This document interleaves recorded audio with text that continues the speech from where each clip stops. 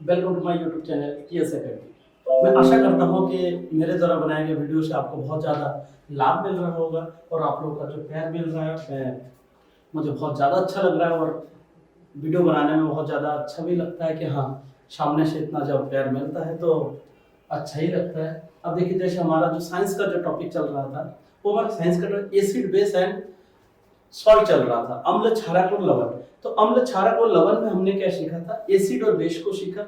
उसके बाद हमने बोला था कि उसका केमिकल रिएक्शन, तो हमने उसका रासायनिक अभिक्रिया एसिड का सीखा था कि एसिड का मतलब अम्ल का धातु के साथ अभिक्रिया तो क्या बनता है, लवण। अम्ल का धातु कार्बोनेट के साथ अभिक्रिया तब भी लवण बनता है। अम्ल का धातु हाइड्रोजन कार्बोनेट तब भी लवण बनता है। और अम्ल का खाली एक ही कंडीशन ऐसा होता है जब वो लवण नहीं बनता है, वो मैंने बताया था, जब वो जल के साथ अभिक्रिया करता है तब वो लवण नहीं बनता है, तब वो बनाता है हाइड्रोजन आयन या तो हाइड्रोनियम आयन। तो मैंने बताया एसिड का किसी के साथ भी रिएक्शन कराओगे तो लवण बनाएगा। उसमें एक मुख्य टॉपिक ये था कि हाइड्रोजन गैस कब निकलती है, तो धातु का जब अम्ल के साथ अभिक्रिया करते हैं तब हाइड्रोजन गैस, उसका मैंने सिद्ध भी किया था कि मतलब हाँ, कैसे पता करते हैं कि यह हाइड्रोजन गैस है।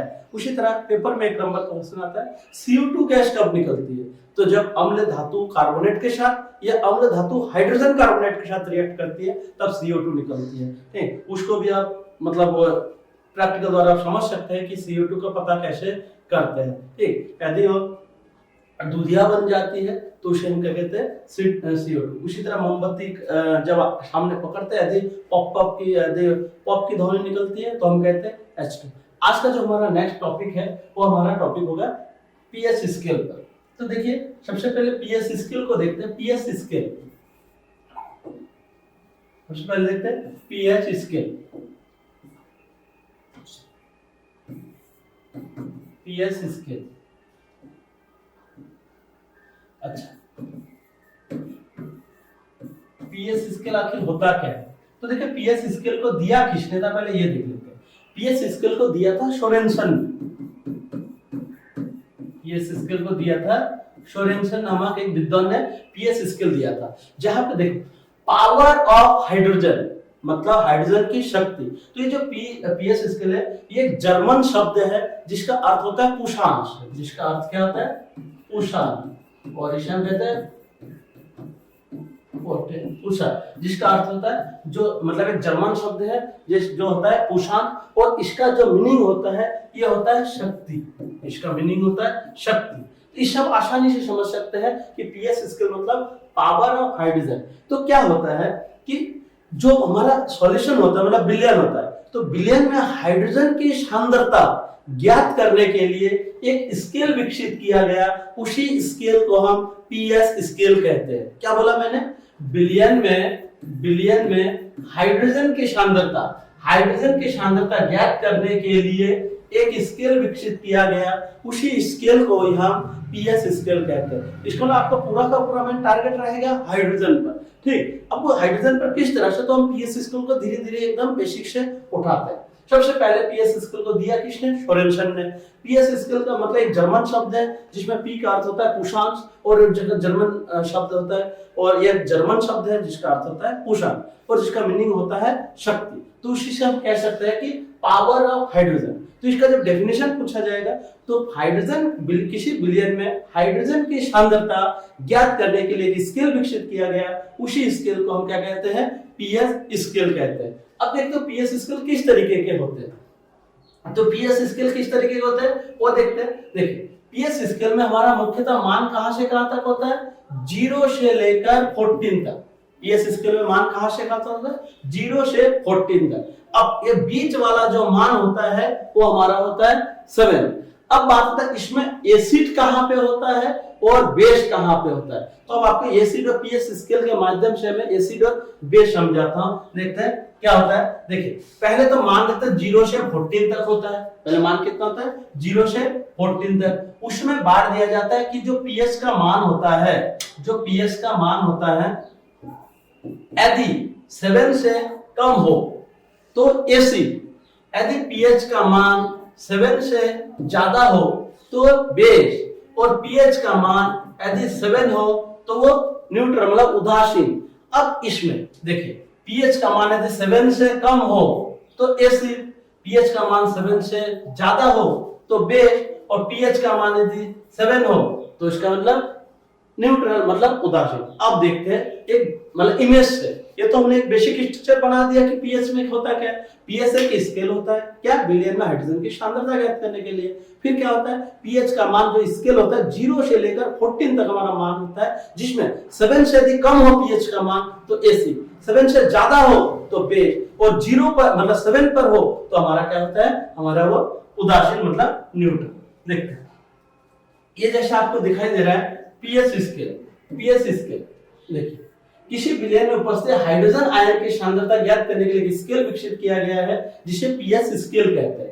पीएच पी पुरुषांश होता है जो एक जर्मन शब्द है जिसका अर्थ होता है शक्ति। अब देखिए पीएच का मान यदि 7 हो तो आपका उदासीन विलयन, पीएच का मान यदि 7 से कम हो तो आपका एसिडिक सॉल्यूशन मतलब अम्लीय विलयन, पीएच का मान आपका 7 हो तो बेसिक सॉल्यूशन मतलब आपका क्षारीय विलयन। अब देखो ये स्केल कहां से कहां तक मान होता है, 0 से 14 तक हमारा मान होता है। तो आप यहाँ एक स्केल देख रहे हैं, पीएच स्केल यहाँ शो किया गया है।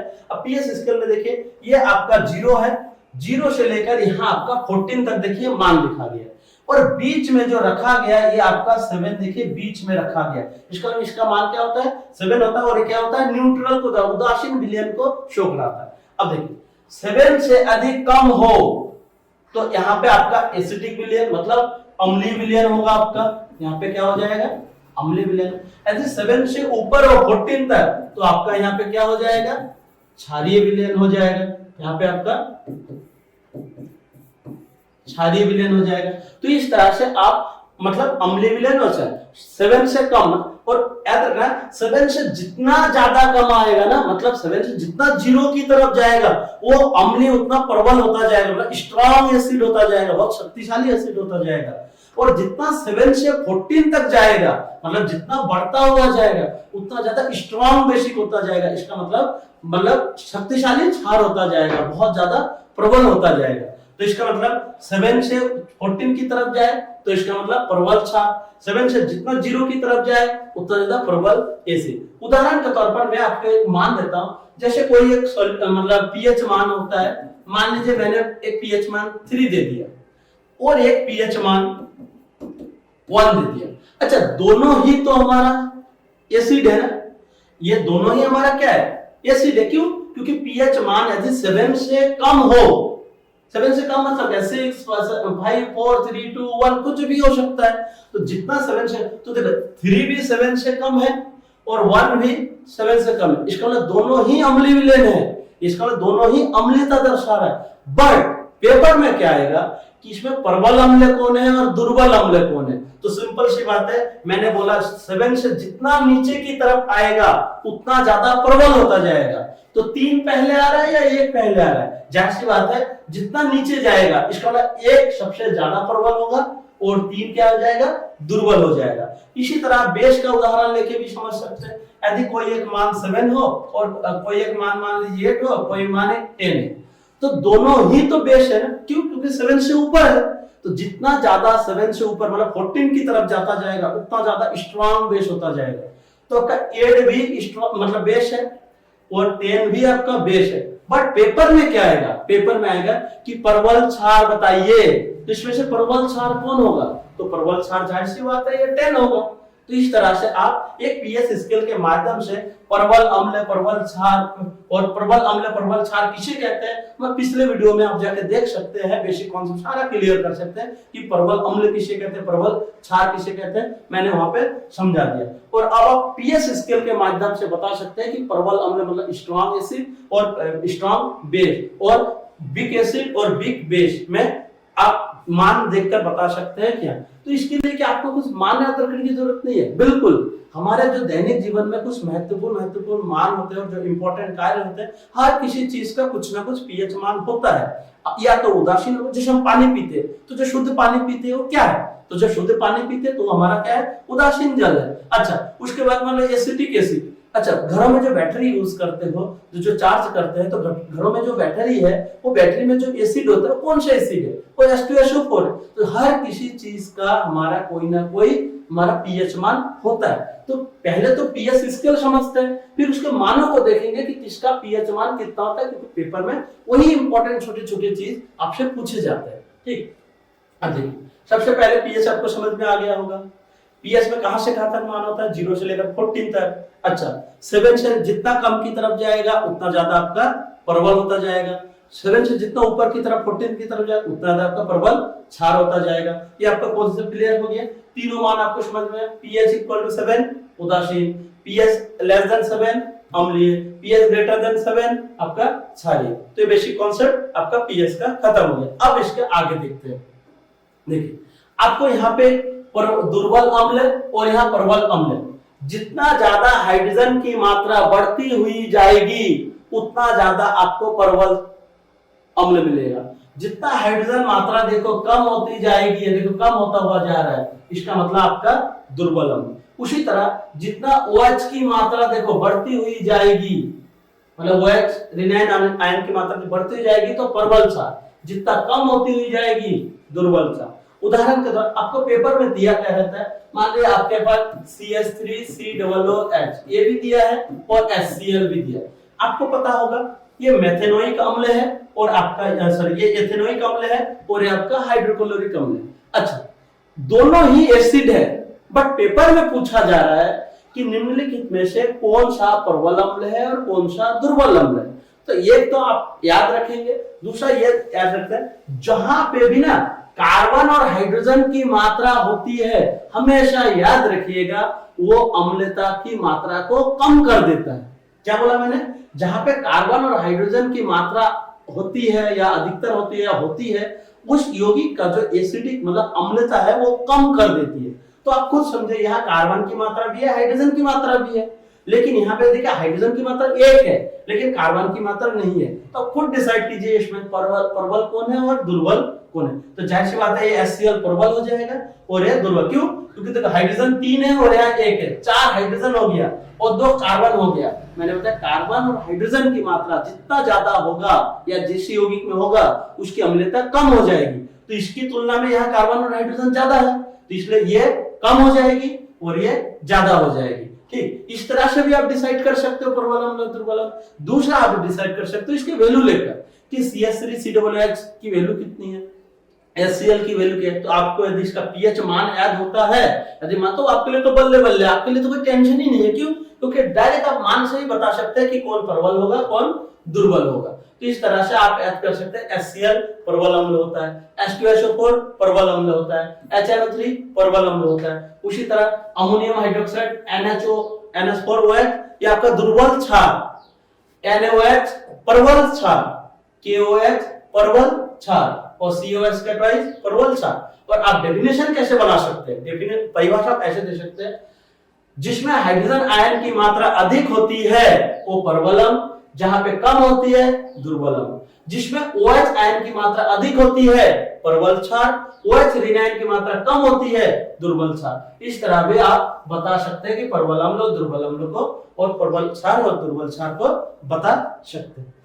अब देखिए, इससे आपको ये पता चल रहा है, यहां देखिए बीच में क्या है 7 है और यहाँ क्या है 14 है, यहाँ क्या है 0। ठीक,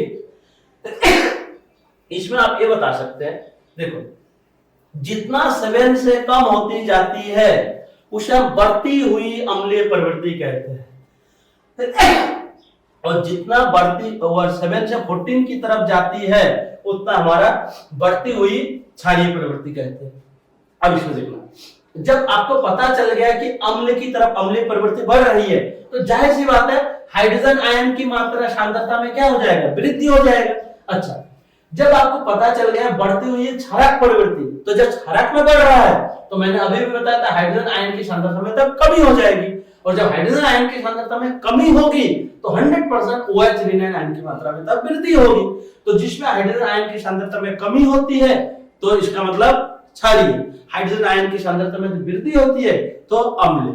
ये डायग्राम के माध्यम से आपको ये समझाया जा रहा है, आप इसको ऐसे समझ सकते हैं। देखिए यहाँ पे आपका क्या है, न्यूट्रल है, मतलब 7। यहाँ पे आपका क्या है, 7। तो यहाँ 7 आपको दिखाया जा रहा है कि न्यूट्रल है, और यहाँ आपका क्या है, बेस है। तो इससे आप ये समझ रहे हैं, इससे आप ये समझ पा रहे हैं कि देखिए जितना 7 से नीचे की तरफ आएगा आपका एसिड होगा। इसका मतलब ये 7 से नीचे देखिए आपका प्योर वाटर, प्योर वाटर का मतलब न्यूट्रल, प्योर वाटर का मतलब क्या है, न्यूट्रल। इसको मैं थोड़ा जूम करके समझाता हूं आपको, इसमें आपको ज्यादा समझ में आ जाएगा। थोड़ा आप बड़ा करके इसमें आप समझ सकते हैं कि क्या है।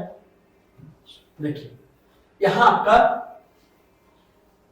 यहां देखिए आपका 7 दिखाई दे रहा है। 7 का मतलब क्या है, न्यूट्रल। अब देखिए ठीक न्यूट्रल में देखिए आपका प्योर वाटर है, इसका मतलब है शुद्ध जल आपका क्या है, शुद्ध जल आपका उदासीन है। इसका मतलब इसके ठीक नीचे जो 6 यहाँ पे आपका मिल्क दिखाया गया, इसका मतलब आपका क्या है, कोई जगह की मान नहीं होगा, मान दशमलव में भी आ सकता है और थोड़ा इधर उधर भी हो सकता है। बस खाली समझाने के लिए यहाँ दिखाया गया कि 7 से कम है, इसका मतलब मिल्क क्या है, एक एसिड है, मतलब कम मात्रा में एसिड है। अच्छा, ब्लैक कॉफी, उसके बाद tomato juice, Apple juice, lemon juice, फिर गैस्ट्रिक एसिड, ये सारे के सारे आपका क्या है, ये सारे के सारे आपका एसिड को दर्शा रहा है। अच्छा इधर देखिए 7 से ऊपर की तरफ जा रहा है, तो देखिए आपका एग, फिर baking soda, head salt, ammonium solution, ammonia solution, bleach, फिर कॉन्सेंट्रेट सॉल्यूशन ऑफ अल्कली, इसका मतलब क्षारीय विलयन, ये सांद्रता का क्षारीय विलयन, ये सारे के सारे आपको इधर वाले जितने भी आपको प्रोडक्ट दिखाए गए, ये मतलब बेसिक के दिखाए गए, क्षार के, और इधर का आपको जितने भी प्रोडक्ट दिखाए गए वो आपके अम्ल के। तो मैंने हर एक माध्यम से आपको दिखाने की कोशिश की कि आपको कैसे पता चलेगा कि ये अम्लीय प्रवृत्ति का है, ये क्षारीय प्रवृत्ति का है। तो हमारे दैनिक जीवन में जिस तरह मैंने कुछ प्रोडक्ट को लेकर दिखाया है, तो हमारे दैनिक जीवन में ना कुछ ऐसे ऐसे महत्वपूर्ण पीएच मान होते हैं जो पेपर में पूछे जाते हैं, वो मान आपको याद रखना पड़ेगा। देखिए कैसे, जैसे उदाहरण के तौर पर आप समझिए कि एक टॉपिक आता है आपका, पौधे एवं पशु के प्रति संवेदनशील होते हैं, पौधे पशु पीएच के प्रति संवेदनशील होते हैं। इसका मतलब पौधे में भी कहीं ना कहीं पीएच मान होता है और पशु में भी कोई ना कोई, उसके अंदर हम पशु मतलब हम मानव जाति भी आ जाते हैं। तो देखिए हमारा जो मानव शरीर है ना, हमारा मानव शरीर क्या 7.0 से 7.8 पीएच परास के बीच क्या करता है, कार्य करता है। उसी तरह क्या आता है, अच्छा आपने एसिड रेन सुना होगा, अम्लीय वर्षा।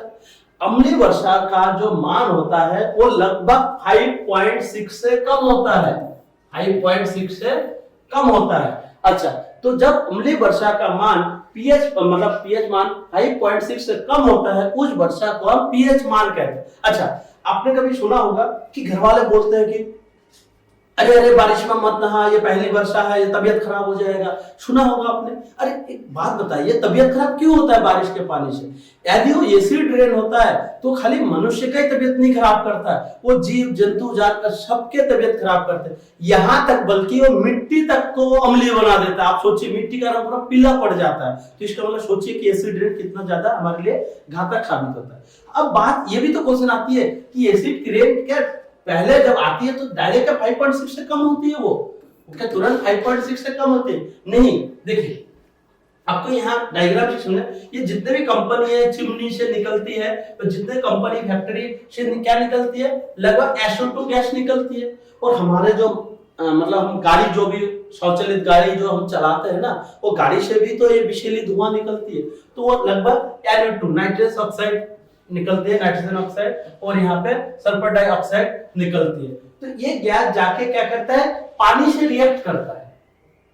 ये विषैली गैस जाकर कहाँ, पानी से रिएक्ट करता है, और पानी से जब रिएक्ट करता है तो या तो HNO3 के रूप में या H2SO4 के रूप में क्या होता है, और एसिड रेन के रूप में गिरती है। और आपको पता होना चाहिए H2SO4 का मतलब होता है सल्फ्यूरिक अम्ल और HNO3 का मतलब होता है नाइट्रिक अम्ल। तो इस तरह से वो क्या करता है, अम्लीय वर्षा के रूप में गिरती है। तो इसका मतलब आपको मेरा समझाने का मतलब ये है कि जो बारिश होती है, बारिश शुद्ध मतलब उस बारिश का जो पानी का पीएच मान होता है वो तो होता है 7, लेकिन जब वो अभिक्रिया कर लेती है, अभिक्रिया करने के बाद आपको पता है कि वायुमंडल में बहुत सारे CO2 HNO3 बहुत सारे चीज पाए जाते हैं, उनसे जब वो अभिक्रिया कर लेती है तो वो अभिक्रिया करने के बाद जो बारिश गिरती है उस बारिश का जो पीएच का मान होता है वो हमारा होता है 5.6, लगभग वो 5-6 के बीच में लगभग रहती है। और उसी वर्षा को हम क्या कहते हैं, उसी वर्षा को हम अम्लीय वर्षा कहते हैं। तो पेपर का में 1 नंबर का क्वेश्चन आता है, अम्लीय वर्षा से आप क्या समझते हैं? तो आपको सिर्फ इतना लिखना है कि जब बारिश का पानी का पीएच मान 5.6 से कम हो जाती है उस वर्षा को हम पीएच मान कहते हैं। अच्छा, अब देखिए, ये देखिए मिट्टी का पीएच, तो आपको किसान के द्वारा दर्शाया गया है कि क्या होता है, हमें अधिकतर खेतों में हम चाहते हैं ना कि अधिक से अधिक मतलब बढ़िया उपज हो। अच्छा, लेकिन एक बात समझिए, यदि वर्षा ये जो मिट्टी का जो पीएच मान यदि अम्लीय हो जाए बहुत अधिक मात्रा में तो क्या अधिक उपज होगा? नहीं। यदि क्षारीय हो जाए तो क्या अधिक उपज होगा? नहीं। तो इसका मतलब उस समय किसान उसको सही करने के लिए अम्लीय या क्षारीय पदार्थ मिलाते हैं। कब? जब उसका पीएच मान या तो अधिक अम्लीय हो जाए तो क्षारीय पदार्थ मिलाकर उसको उदासीन करते हैं। अच्छा, जैसे क्या मान लीजिए बहुत ज्यादा अम्लीय हो गया तो किसान क्या करेगा, या तो उसको उदासीन करने के लिए या तो चूना पत्थर देगा, चूना पत्थर का वो देगा या चूना देगा, इसका मतलब CaCO3 आदि देकर किसान उसको क्या कर देता है, उदासीन बना देता है। और इस तरह से वो खेत में अच्छी हम उपज करते हैं। अच्छी उपज के लिए पौधों के विशिष्ट पीएच परास की आवश्यकता होती है। परास मतलब रेंज की आवश्यकता होती है। यदि किसी स्थान की मिट्टी का पीएच कम या अधिक हो जाए तो उसे हम क्या कहते हैं, आवश्यक अम्लीय क्षारीय पदार्थ मिला। यदि अम्लीय बहुत ज्यादा मात्रा में हो जाए तो क्षारीय पदार्थ मिला देते हैं। जैसे कहने को बोला CaCO3, ये सारे क्या होते हैं, एक हमारा क्षारीय पदार्थ होता है। तो यदि अम्लीय ज्यादा हो जाता है तो CaCO3 को मिला दो तो देखना वो क्या हो जाएगा, उदासीन हो जाएगा। अच्छा, यदि बहुत अधिक मात्रा में क्षारीय हो जाए तो तुम उसको अम्लीय दे दो। तुमने सुना होगा किसान कभी कभार खेतों में नमक छिड़कते हैं। नमक छिड़कने से क्या होता है कि खेतों में अच्छी प्रकार से फसल होता है, ठीक। लेकिन एक दिक्कत ये होता है कि भविष्य के लिए उसकी उपजाऊ की मात्रा क्या होती है, खेत की कम हो जाती है। इसलिए जो अधिकतर जो किसान होते हैं नमक छिड़कने से बचते हैं ताकि नमक ना छिड़काया जाए। देखिए हमारे पाचन तंत्र में एक स्टोमक में क्या होता है, हमारे मतलब HCl उत्पन्न करता है। हमारे स्टोमक क्या करता है, HCl उत्पन्न करता है। और HCl क्या करता है, जब हम भोजन करते हैं ये भोजन को पचाने का काम करता है। और भोजन को पचाने के बाद अपशिष्ट पदार्थ अलग, शुद्ध पदार्थ अलग, इस तरह से वो सारा का काम डिस्ट्रीब्यूट करने का काम करता है। तो यदि HCl ना उत्पन्न हो तो पाचन नहीं होगा। अच्छा, इसका मतलब हमारे लिए लाभदायक है। लेकिन कभी कभार यदि हम लोग उल्टा सुल्टा खा ले और अधिक मात्रा में कुछ ऐसी चीजें खा ले जो अधिक मात्रा में HCl उत्पन्न करे तो क्या सही होगा? आप लोगों ने देखा होगा कि कभी खाने के बाद हमें डकार आती है। इसका मतलब क्या है, यहाँ ऐसा लगता है कि मुंह के अंदर ऐसा लगता है कि खट्टापन लगता है। इसका मतलब क्या है, अधिक मात्रा में HCl होगा उस समय हमारे स्टोमक में, पेट में क्या होने लगता है, उधर में हमारा गैस, अधिक मात्रा में गैस हो गया। उसी को हम कहते हैं कि गैस्ट्रिक एसिड हो गया। इसका मतलब एसिटिक एसिड ज्यादा मात्रा में आ गया, मतलब HCl ज्यादा मात्रा में आ गया। और उसको हम दूर करने के लिए हम क्या करते हैं, उसको हम दूर करने के लिए हम किसी क्षारक का मतलब एंटीसिड का उपयोग करते हैं। जैसे कहने का मतलब मिल्क ऑफ मैग्नीशिया, इसका मतलब MgOH का टॉइस, ये हम यूज कर लेते हैं। तुमने डॉक्टर को सुना होगा कि हाँ 6 सेकंड में इनो काम कर दे, तो इसका मतलब आपको इनो लगता है। तो इनो में किसकी मात्रा होती है, मिल्क ऑफ मैग्नीशियम मतलब MgOH का ट्वाइस होता है। तो जब एसिडिक की मात्रा बहुत ज्यादा मात्रा में हो जाती है तो हम उसको एंटीसिड के साथ उसको क्षार कर देते हैं। इसका मतलब अम्लता की मात्रा ज्यादा हो गया तो उसको कम करने के लिए फिर क्या चाहिए, क्षार चाहिए। तो क्षार देने से हमारा क्या हो जाता है, वो हमारा उदासीन में चेंज हो जाता है। अच्छा, उसी तरह देखिए पीएच परिवर्तन का दंश है। अच्छा, हमारा जो दंशय होता है मतलब इनिमल होता है, दांत जो इनिमल होता है जिसे हम दंत बलक कहते हैं, वो दंत बलक क्या होता है, जब उसका मान 5.5 से कम हो जाता है तो क्या तो नष्ट होने लगे। लेकिन ये जो इनिमल होता है, ये देखिए कैल्शियम फास्फेट जो हमारा दांतों का इनिमल बना होता है, शरीर का सबसे कठोर पदार्थ होता है, लेकिन तब भी वो धीरे धीरे नष्ट होने लगता है। कब? तो दांत धीरे धीरे नष्ट होने लगता है। कब नष्ट होने लगता है? जब इसका पीएच मान 5.6 से कम हो जाता है। जब इसका पीएच मान 5.6 से कम होने लगता है, 5.5 से कम होने लगता है, तब ये दांतों का नष्ट होना चालू हो जाता है। अब नष्ट होने से बचाने के लिए क्या करते हैं, हम क्षारीय तत्वमंजन का उपयोग करते हैं। पहले के जमाने में, अभी तो बहुत कम करते हैं, लेकिन पहले के जमाने में जो हमारे बुजुर्ग लोग थे वो अधिकतर दंतमंजन कहाँ, वो अधिकतर नीम की डाली तोड़ते थे और उसी से ही दातुन करने लगते। नीम क्या होता है, कड़वा होता है, और हम रात को जो खाना खाते हैं तो जब चुपचाप सो जाते हैं तो हमारा उधर क्या करता है, एसिड बनाता है, और जब एसिड बनाता है तो हमारा क्या होता है, धीरे धीरे एसिड की मात्रा, गैस की मात्रा धीरे धीरे बढ़ने लगती है। तो सुबह उठकर क्या करते थे, नीम के डाली से दातुन करने लगते। और नीम क्या कर देता है, नीम कड़वा होता है, और जो कड़वा होता है वो अम्लता की मात्रा को मार देता था, और जितने भी कीटाणु जीवाणु होते थे वो सारे मर जाते थे, और वो लंबे समय तक जीते थे। और हमारे अब देखना, जितना ज्यादा एंटीसीड की मात्रा जितना ज्यादा अच्छी, उतना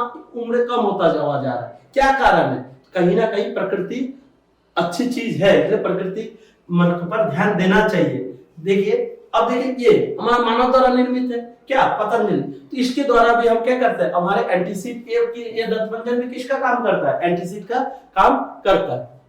ठीक, अच्छा अगला देखिए, ये पशु द्वारा उत्पन्न रसायन में आता। आपने सुना होगा ये जो मधुमक्खी है, ये मधुमक्खी जब डंक मारती है तो मधुमक्खी के डंक मारने से हमारा बॉडी क्या होता है, फूल जाता है, लाल हो जाता है। तो देखिए यहाँ पे डंक मारने के कारण देखिए लाल हो, तो इससे बचने के क्या उपाय नहीं है, बिल्कुल इसके देखिए हम घरेलू उपाय कर सकते हैं। जैसे यहाँ जो लग गया, ठीक है, डंक मारा, यहाँ क्या कर सकते हैं, अब बेकिंग सोडा लगा के भी आप यहाँ सुरक्षा कर सकते हैं।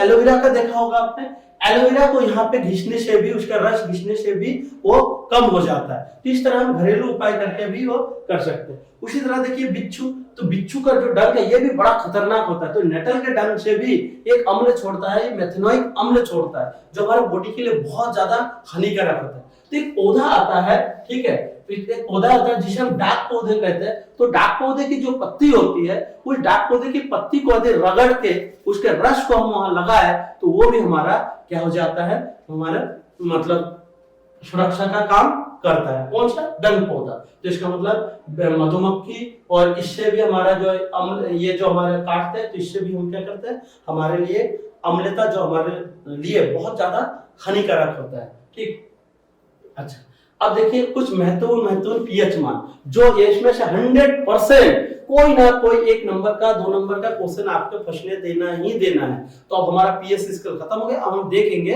कि पीएच मान क्या क्या होता है। तो देखिए मानव रक्त का पीएच मान, तो मानव रक्त का जो पीएच मान होता है वो लगभग 7.4 होता है।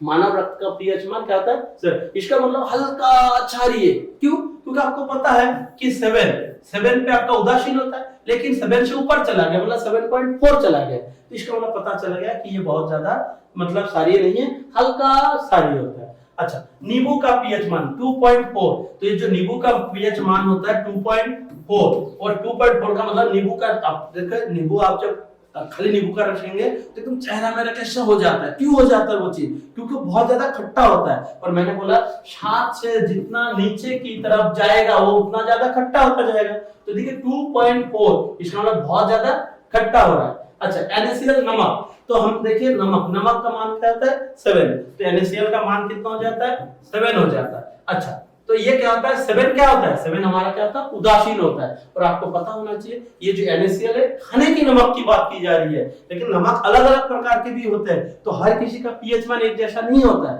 बट नमक जो NaCl है, साधारण नमक, तो साधारण नमक का जो पीएच मान है वो क्या होता है, हमारा 7 होता है।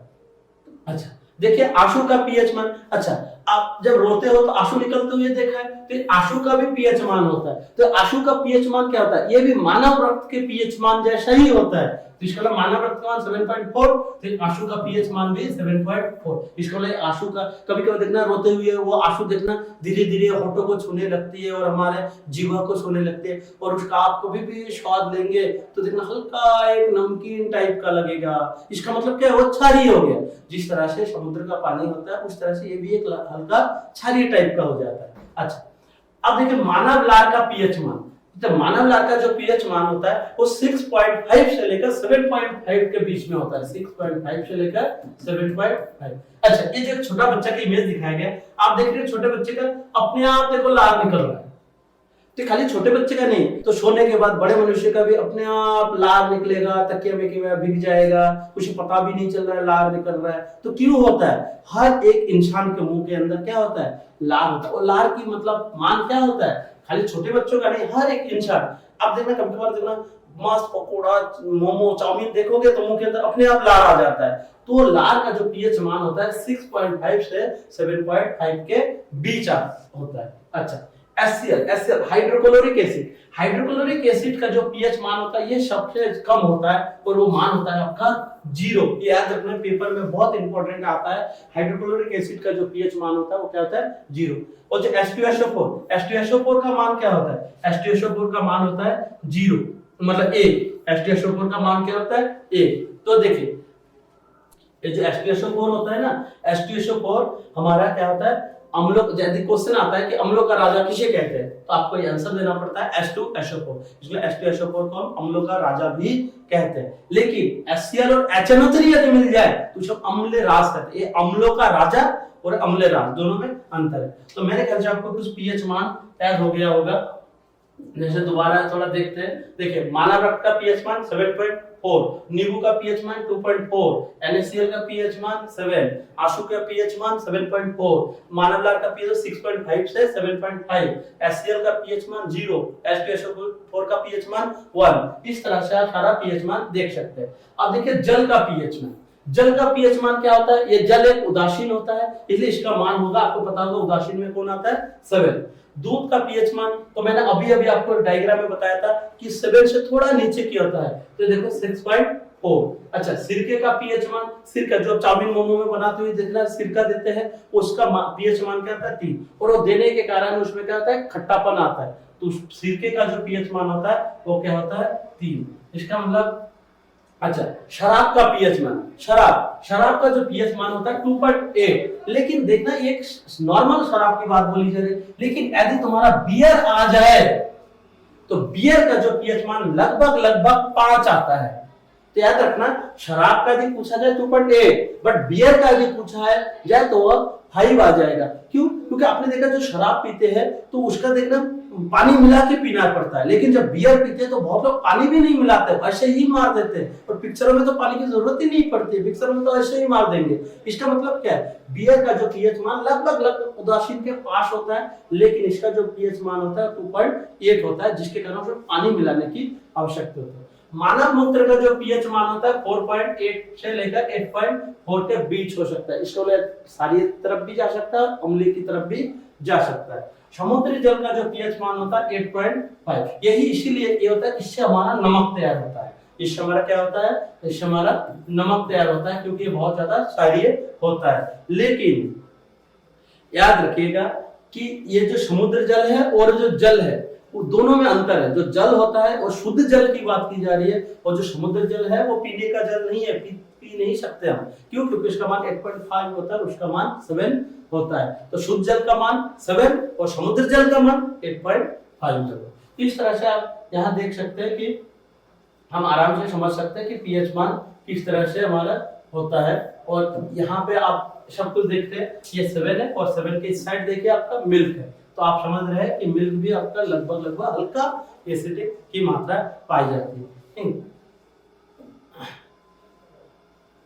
तो मैं आशा करता हूं कि पीएच स्केल और पीएच स्केल का मान आपको इमेज और वीडियो के माध्यम से बहुत अच्छी तरह से समझ में आ गया होगा। और नेक्स्ट वीडियो में और भी कोशिश करूंगा कि बेहतरीन इमेज और टॉपिक की तरह आपको समझाने की कोशिश करूं। Thank you so much.